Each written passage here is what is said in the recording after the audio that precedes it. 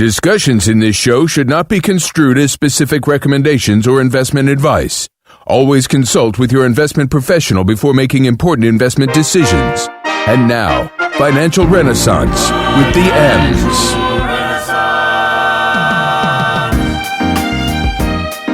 All right, we were speaking on toxic work environments. I got one for you.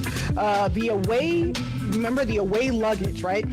The Away founders sold a vision of travel and inclusion to their employees, but former employers are saying it masked a toxic work environment. Co-founder Steph Corey is stepping down as CEO after being exposed by Zoe Schleifer on TheVerge.com after her outing Away as a toxic work environment. It seems that the higher-ups at the company were almost all white, straight, and they never gave the employees the time of day. They said it was pretty cliquish. But the coolest thing was, I guess there's this thing that companies use to communicate with each other, Slack.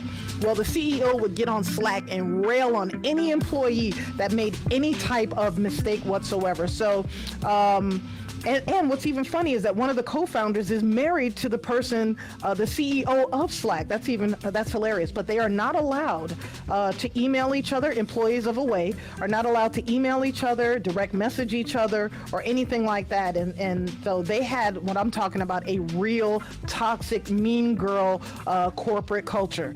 All right. Next up, I wanted to...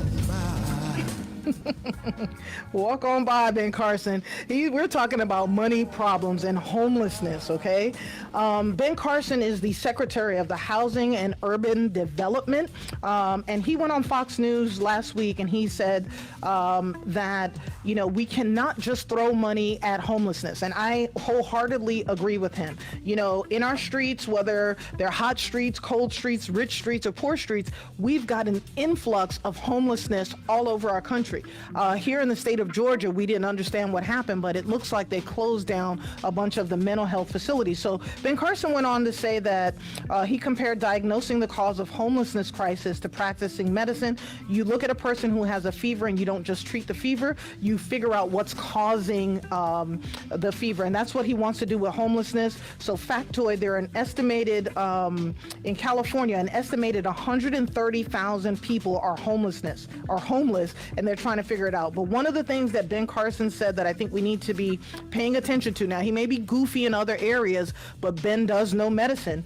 He said that the homeless crisis that we're having in our country right now, these are the kind of things that set up a situation where we can have a major epidemic. So we need to fix it. So I want you thinking about the Black Plague, the pox, measles, and influenza, and things like that. So ladies and gentlemen, gentleladies, please wash your hands when you leave the restroom, and that should help us avoid anything like that.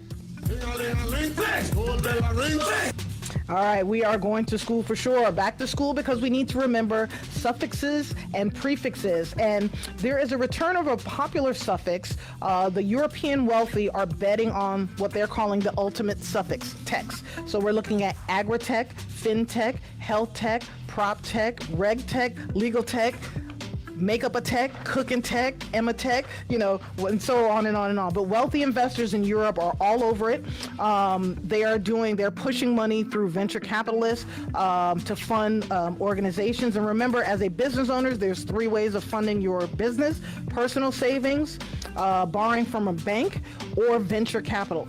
But it looks like the European venture capital funds are now raising about a fifth of their wealth from private investors, which is up 15% from more than 4 years ago. And then right now, more than real estate in Europe, private equity is now the second most popular asset class for family offices, according to UBS. So people are really looking at technology being the thing that is going to take us over the edge and flip us over to the other side. All right. Get a load of me.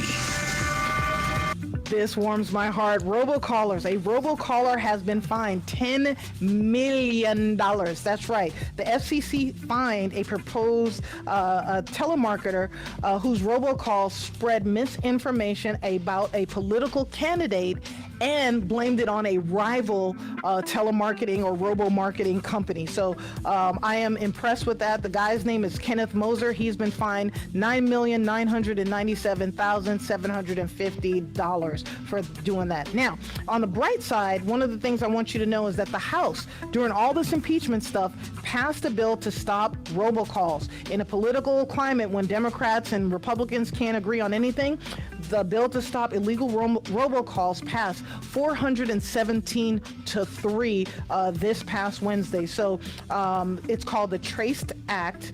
Don't know what that stands for. The Telephone Robocall Abuse Criminal Enforcement and Deterrence Act. So make sure that you call the Senate at 202-224-2541 and let them know that you want them to, pass this act. Okay?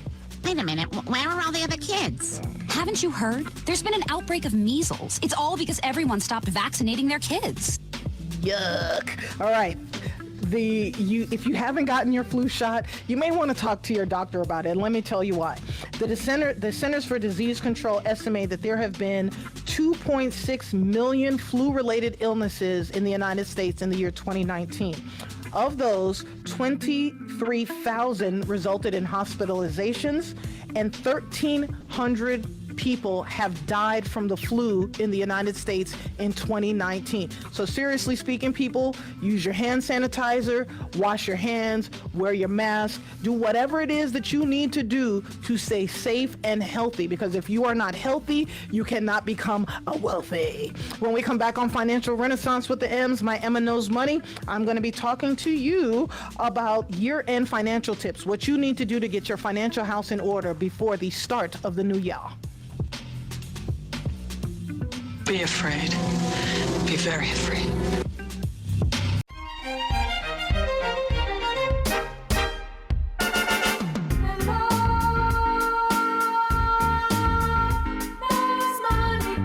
Cash, scratch, green.